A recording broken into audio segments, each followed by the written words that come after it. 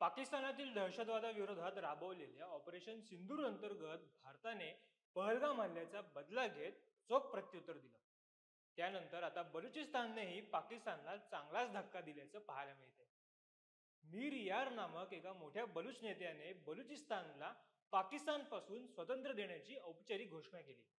राज्यात अनेक दशकांपासून सुरू असलेल्या हिंसाचार, जबरदस्तीने बेपत्ता करणे आणि मानवी हक्कांचं उल्लंघन या कारणास्तव मीर यार बलोच यांनी बुधवारी पाकिस्तानपासून स्वातंत्र्याची घोषणा केली.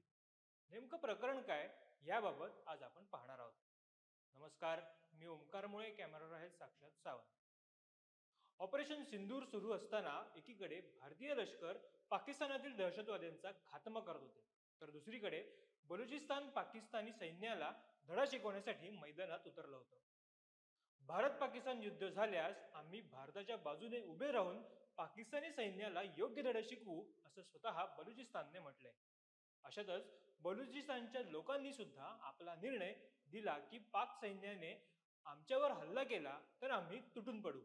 बलुचिस्तान पाकिस्तान नाही, हा बलुचिस्तान जनतेचा राष्ट्रीय निर्णय आहे आणि जग आता मूक प्रेक्षक बनून राहू शकत नाही.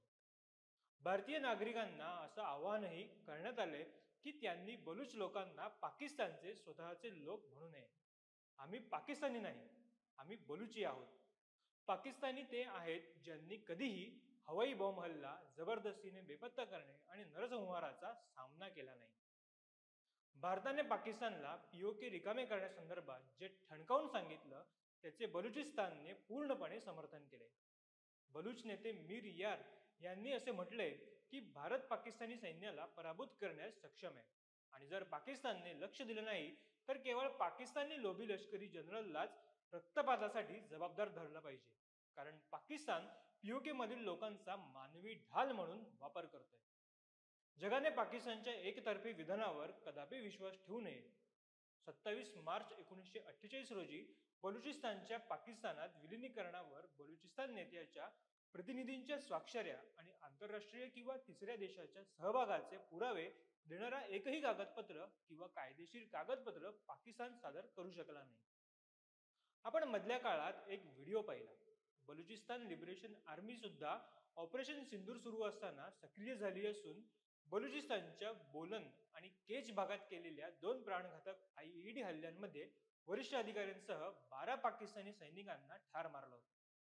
वास्तविक ही बीएलए आर्मी गेल्या अनेक काळापासून बलुचिस्तानमध्ये सक्रिय आहे. बलुचिस्तानचे पाकिस्तानात विलिनीकरण झाल्यानंतर साधारण 1960 ते 70च्या दशकात बलुचिस्तानमधील ही चळवळ सुरू झाली. बलुचिस्तानमधील लोकांचं असं मत आहे की भारत पाकिस्तान फाळणीच्या वेळी त्यांना जबरदस्तीने पाकिस्तानात समाविष्ट करण्यात आलं होतं, तर त्यांना स्वतःला एक स्वतंत्र देश म्हणून पाहायचं होतं. बीएलए आर्मी ही पाकिस्तानातील बलुचिस्तान प्रांताच्या स्वातंत्र्यासाठी लढणारी संघटना आहे. बीएलएचा दावा आहे की बलुचिस्तानच्या नैसर्गिक संसाधनांचे शोषण केलं जात आहे आणि बलुच लोकांचे हक्क हिरावून घेतले गेले. ही संघटना पाकिस्तानी लष्कर, सरकार आणि सीपीई सारख्या चिनी प्रकल्पांना लक्ष्य करते. पाकिस्तानने जेव्हा युद्धविरामाचा निर्णय घेतला तेव्हा देखील बीएलए आर्मीने भारताला सतर्क राहण्याबाबत एक निवेदन दिलं होतं. पाकिस्तानचे शांततेचे आणि युद्धविरामाचे वचन फसवणुकीचे. पाकिस्तानच्या वचनांवर विश्वास ठेवण्याचा काळ आता संपलाय. जर भारताने पाकिस्तान विरुद्ध लष्करी कारवाई केली तर बलुच लिबरेशन आर्मी पूर्व आणि पश्चिम सीमेवर पाकिस्तानी सैन्याविरुद्ध निर्णायक कारवाई करतील.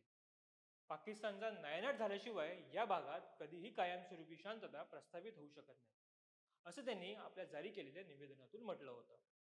यातच एक आनंदाची बाब म्हणजे बलुचिस्तानातील 25 वर्षीय कशिश चौधरी ही हिंदू युवती सहाय्यक आयुक्तपदी विराजमान होणारी पहिली अल्पसंख्याक हिंदू मुलगी ठरली आहे. कशिश या चंगाई जिल्ह्यातील नोशकी शहरातील रहिवासी आहेत. त्यांनी बलुचिस्तान लोकसेवा आयोगाची परीक्षा नुकतीच उत्तीर्ण केली. या सर्व घडामोडींवरून बलुचिस्तान आता स्वातंत्र्यापासून फक्त 2 पावलं दूर आहे, असा विश्वास मीर यार बलूच यांनी व्यक्त केलाय. काय वाटतं तुम्हाला हे आम्हाला कमेंटमधून नक्की कळवा. व्हिडिओ आवडल्यास आमच्या फेसबुक पेजला लाईक आणि यूट्यूब चॅनलला सबस्क्राईब करायला विसरू नका. तुर्तास धन्यवाद.